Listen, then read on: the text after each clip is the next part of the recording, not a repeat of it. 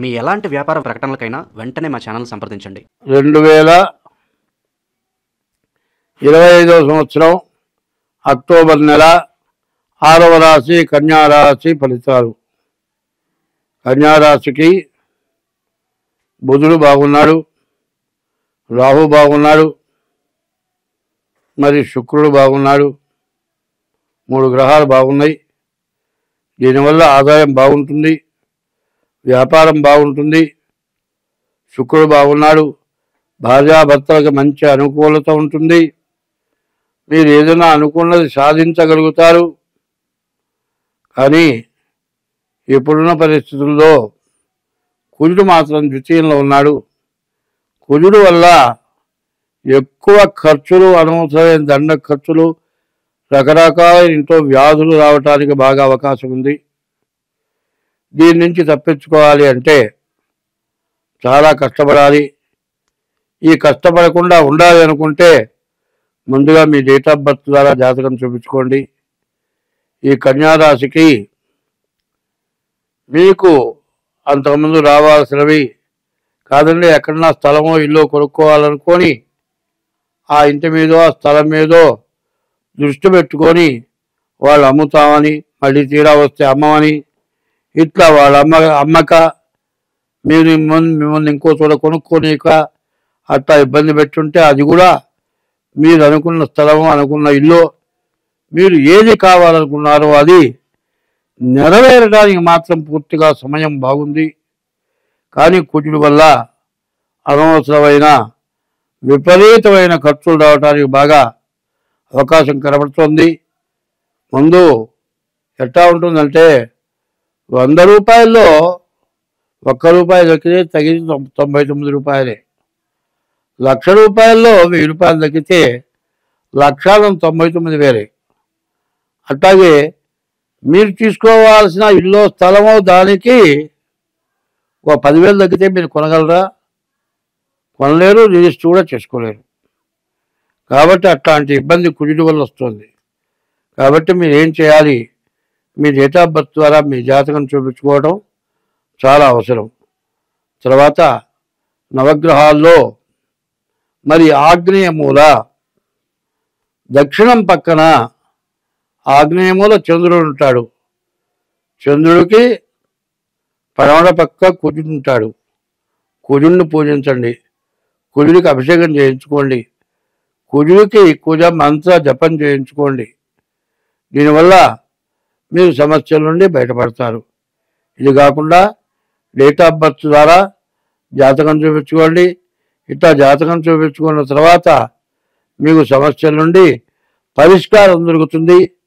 ఇది కాకుండా ఒకటే చెబుతున్నా, ఈ సమస్య ఎట్లా ఉంటుంది అంటే తాగే నీళ్ళల్లో ఒక్క విషం బుట్టు పడితే మొత్తం విషమే అయిపోతుంది. మరి రమ్ము నీళ్ళల్లో 1 గ్లాసు సముద్రపు నీళ్ళు పోస్తే, రమ్ము మంచి నీళ్ళు కదా, 1 గ్లాసే సముద్రపు నీళ్ళు పోసారు అంటే నా నీళ్ళు తాగలేము. అంటే చెడు అంత తొందరగా ఇబ్బంది పెడుతుంది. చూడండి, ఎంత ఎండలోనైనా తిరుగుతాం, వడదెబ్బ తగిలి పడిపోతాం, హాస్పిటల్లో జాయిన్ అవుతాం, సిలీనెక్కిస్తారు, వాంతులు అవుతాయి, విరోచనాలు అవుతాయి, ఆహారం లోపలికి పోదు. ఆ ఎండలో తిరిగిన వడదెబ్బ 10 రోజులు కూడా మనిషి కాడు తగ్గింది లేచాడు అన్నా కూడా కూర్చుంటానికి కూడా ఓర్చుకుండదు. వర్షం మనకు మేలు చేసేది, ఎండ కీడు చేసేది. వర్షంలో 10 నిమిషాలు తడిసేవాడు ఎవడన్నా ఉంటాడా? నీడకు పోతాడు. వర్షం కులవం చోటికి పోతాడు. ఇబ్బంది పెట్టే ఎండలో మాత్రం ఎంతైనా తిరుగుతాడు. అట్లాగే నాబోటి వాడు చెప్పే మంచిది మాత్రం ఖచ్చితంగా చేయరు. ఇది ఎందుకంటే ఈ కలి మహత్యం.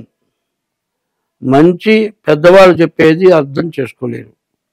అర్థం చేసుకోవటమే కాకుండా ఇప్పుడున్నటువంటి మనస్తత్వం ఎట్లా ఉంటుందంటే, గ్రహస్థితి బాగుండనప్పుడు, కష్టం వచ్చినప్పుడు ఎట్నుంచి కూడా బతకడానికి చేత కానప్పుడు ఏ దేవుడికో మొక్కుబడి పెడతాడు. నాకు ఈ కష్టం తప్పి నేను బతకగలిగితే ఏదో దేవుడికి ఇస్తాడో ఏదో మొక్కుకుంటాడు. కష్టం తీరిన తర్వాత మాత్రం ఇప్పుడు కరువులో ఉన్నాళ్ళే కాస్త డబ్బులు ఇచ్చిన తర్వాత పోతా. ఈ డబ్బులు వచ్చిన తర్వాత నీ డబ్బులు వచ్చినా దేవుడికి పెట్టినా మొక్కుబడి తీర్చడు. నాబోటి వాడు చెప్పిన మంచి మాట వినడు. నీళ్లలో తడవడు కానీ ఎండలో ఎండి రోగం తెచ్చుకుంటాడు. అట్లాగే తినే ఆహారాల్లో కూడా తినకూడని ఆహారాలు ఎక్కువగా తిని వ్యాధిని తెచ్చుకుంటారు మనుషులు. ఇవన్నీ కూడా ఇప్పుడు ఈ కన్యారాశి పరిస్థితుల్లో అంత ఘోరాతి ఘోరమైన పరిస్థితులు బాగా కనబడుతున్నాయి. కాబట్టి ఈ రాశి వాళ్ళు ఏం చేయాలి? ప్రతిరోజు కూడా శివాలయానికి వెళ్ళి ప్రదక్షిణ చేయండి. ఇది కాకుండా మీ డేట్ ఆఫ్ బర్త్ ద్వారా మీ జాతకం చూపించుకోండి. ఈ జాతక రీత్యా ఏం బాగుండేదో చూసుకొని దాని ప్రకారం దానికి తగిన శాంతి చేయించుకుంటేనే మీరు బాగుపడతారు. ఈ కన్యారాశి వాళ్ళకి పూర్తిగా చెప్పాలి అంటే కనీసం 2 సంవత్సరాల వరకు కూడా చాలా కష్టం, ఇబ్బంది, టైం కనబడుతుంది. కాబట్టి ఎంత జాగ్రత్తగా ఉంటే అంత మంచిది. ఈ కన్యా మిథున రాశులకి బుధుడు అధిపతి. బుధుడు వ్యాపార కారకుడు, బుద్ధిశాలి బుధుడు. ఆ బుద్ధి ఎట్లా ఉంటుంది అంటే మంచి పనిని చెయ్యనివ్వదు, చెడు పనిని చేయిస్తుంది. ఎప్పుడు కూడా మంచివాడు చెప్పే మాటలు ఇట్లా చేయవయా అని చెబుతాడు. 1 సార్లు 2 సార్లు చెబుతాడు, 4 సార్లు చెబుతాడు, 5వసారి తిట్టి చెబుతాడు. నిన్ను చెడగొట్టేవాడు ఎప్పుడు కూడా బాగా దువ్వి నీ అంబడబడి నువ్వు ఎక్కడుంటే అక్కడ కూర్చొని నీ మేలు కోరేవాళ్ళగా నీ దగ్గరకు వచ్చి నీకేదైనా టిఫిన్ పెట్టి నీకేదో అవసరం తీర్చి నీకు ఎంతో మేలు చేసినట్లు ఉపయోగపడి నీకు అడక్కపోయినా సరే నీకు డబ్బులు ఇచ్చి అబ్బా ఇంత మంచివాడు నాకు ఎక్కడ దొరకడా అనిపించి నిన్ను నాశనం చేస్తాడు. చెడు అట్లా ఉంటుంది. కాబట్టి ఈ రాశివారు మాత్రం డేట్ ఆఫ్ బర్త్ ద్వారా ఈ కన్యాసి రాశి వాళ్ళు జాగ్రత్తగా జాతకం చూపించుకుంటేనే మంచిది. అట్లా లేని పక్షంలో చాలా నష్టాలు కష్టాలు పడతారు. మరి ఇప్పుడు మేషం నుంచి మీనం వరకు చెబుతున్నాను. దసరా నవరాత్రులు వస్తున్నాయి. నవరాత్రులు నవగ్రహాలు, శరీరంలో నవరంధ్రాలు, ఇవన్నీ కూడా ఈ 9 చాలా ప్రత్యేకమైనవి. అమ్మలగన్నయమ్మ మూలమ్మల మూలపుటమ్మ చాలా పెద్దమ్మ అని అమ్మవారిని మించిన తల్లి ఇంకొకరు లేరు. కాబట్టి అమ్మవారి పూజ చేయించుకోండి. అమ్మవారి పూజ అంటే దసరా నవరాత్రులలోనే అమ్మవారి పూజ చేయించుకోవాలి. తర్వాత ఇప్పుడు కూడా రక్తవర్ణాన్ని కోరుతుంది.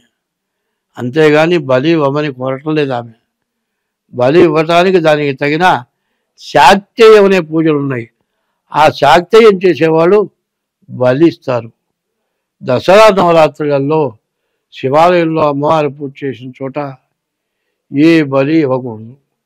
కనీసం కోడిని కూడా తీసుకొని ప్రదక్షిణ చేసి దాన్ని ఇంటికి తీసుకెళ్ళిపోయకూడదు. ఇట్లా చేసినట్లయితే దసరా నవరాత్రులు 10 రోజులు చేసిన పూజ మొత్తం ఈ హింసతో, జీవహింసతోటి మీ పుణ్యమంతా పోతుంది. కాబట్టి దసరా నవరాత్రులు తర్వాత చివరికి దీపావళి పండుగ వస్తుంది. దీపావళిని దానికి అర్థం ఏంటంటే నరకాసురుడు అనేటువంటి రాక్షసుని అమ్మవారు సంహరించింది.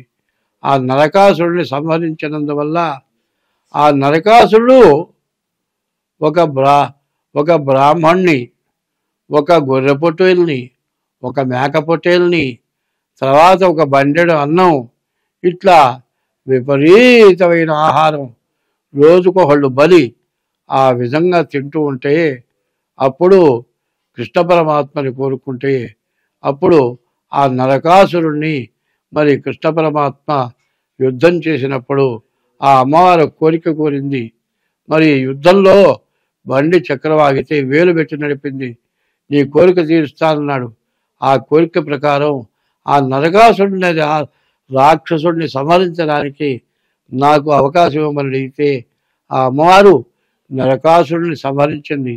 ఈ దసరా నవరాత్రిలో పూజ చేసుకొని దీపావళి రోజున నరకాసుడిని తగలబెట్టి మరి దీపాలు వెలిగించుకొని అందరం దీపం ఎందుకంటే మోక్ష మార్గం కాబట్టి మన పాపాలని నశించిపోవటానికి దీపం జ్యోతి పరబ్రహ్మం దీపం జ్యోతి పరాయణం దీపేనా హరదే పాపం సంధ్యాదీపం సరస్వతి అని ఆ దీపాలు వెలిగించుకొని మన పాపాలని తొలగింప చేసుకుంటానికి పార్వతి అమ్మవారు పరమేశ్వరుడు మనకిచ్చినటువంటి అవకాశం. అటువంటి అవకాశాన్ని అందరూ కూడా సద్వినియోగం చేసుకొని అమ్మవారిని పూజించి దీపావళికి నరకాసురుడిని పూజించి నరకాసుర సంహారం నరకాసుడు బొమ్మ తగలబెట్టి మరి తర్వాత దీపావళి మందులు కాల్చడం దీపావళి కాదు, విపరీతమైన మందులు కాల్చుకొని చేతులు తగలబెట్టుకొని ఈ మందులు కాల్చే షాపు మీద ఏ అవాయో పడి మందులు తగలబడిపోయి జనం చచ్చిపోయి ప్రమాదాలు జరుగుతున్నాయి. అటువంటి ప్రమాదకరమైన పనులు కాదు. ఇంటి నిండా ఎన్ని దీపాలైనా పెట్టండి, అది దీపోత్సవం అంటారు. అటువంటి దీపోత్సవం అమావాస్య నుండి కార్తీక మాసం నెల మొత్తం ప్రతిరోజు దీపం వెలిగిస్తాం. ఆ దీపం వెలిగించి మరి అమ్మవారిని ఈశ్వరుని పూజిస్తాం. మన దోషాలని పోవటానికి దసరాలో అమ్మవారి పూజ, దీపావళి రోజున అమ్మవారి పూజ, కార్తీక మాసం ఈశ్వరుడు అమ్మవారి పూజ. ఇది చేస్తే మన దోషాలను కూడా నివృత్తి అవుతాయి. అందరం బాగుంటాము. స్వస్తి.